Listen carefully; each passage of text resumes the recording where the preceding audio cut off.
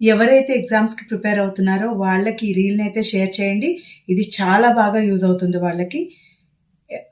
First of all మీరు ఎప్పుడైతే exam గురించి ఇప్పుడు ప్రిపరేషన్ స్టార్ట్ చేశారో, చదువుతున్నారో, రోజు లేచిన వెంటనే ఫస్ట్ 2 minutes మీరు ఒక్కసారి విజువలైజేషన్ చేసుకోండి.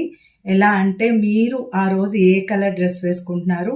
నేను ఒక గ్రీన్ కలర్ డ్రెస్లో నేను కాలేజ్కి వెళ్తున్నాను. ఆ గేట్ లోపలికి వెళ్ళాను. అక్కడ నేను నా రూమ్ చూసుకున్నాను.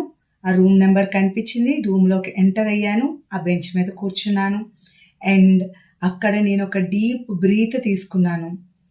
మళ్ళీ ఆ తర్వాత అక్కడికి ఇన్విజిలేషన్ కోసం ఇన్విజిలేటర్ వచ్చారు. నాకు పేపర్ ఇచ్చారు. ఆ పేపర్ని నేను ఓపెన్ చేసి చూశాను. అక్కడ నేను చదివిన అన్ని క్వశ్చన్స్ వచ్చాయి. మ్యాక్సిమం క్వశ్చన్స్ వచ్చాయి. నేను చాలా హ్యాపీగా ఫీల్ అయ్యాను. నా ఫేస్ మీద ఒక మంచి స్మైల్ ఉంది.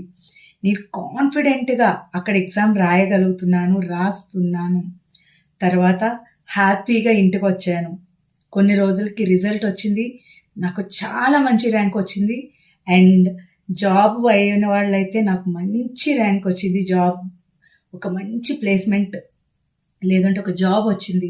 అదే ఎగ్జామ్స్ రాసిన వాళ్ళు అయితే వాళ్ళకి ఒక మంచి ర్యాంక్ వచ్చి వాళ్ళు ఫర్దర్ స్టడీస్కి వెళ్ళారు అని మీరు రోజు మీ గురించి ఒక విజువలైజేషన్, మీ గోల్ ఏమైతే ఉందో దాని మీద ఒక 2 to 5 minutes మీరు విజువలైజేషన్ చేసుకోండి.